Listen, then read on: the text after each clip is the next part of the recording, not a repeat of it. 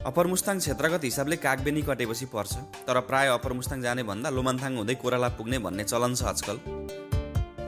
दृश्यहरू यति सुन्दर छ, जता हेरे पनि मनै लोभिने।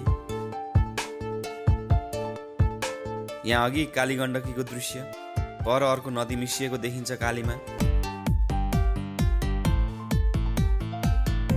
निकै अद्भुत दृश्य, माटोको पहाडको पर एउटा गाउँ छ, सायद सुसाङ्ग त्यो। त्यहाँबाट अस्ति हामी तेताङ गाउँ गएको। आज चाहिँ सबैतिरको दृश्य हेर्दै हेर्दै जाने हो, हतार नगरिकन। यो यात्रामा यात्राकै दौरान देखिने दृश्यहरू विशेष छन्। हामी चैले भन्ने स्थान छेउ छौँ। यहाँ अगाडि अचम्मको भूखण्ड छ। डाँडाको माथि पलैपल परेको तल पुल छ सानो काली गण्डकीमा। दुईवटा रातो पहाडको बीचबाट काली बहेर आएको देखिन्छ साँगुरो खोजबाट।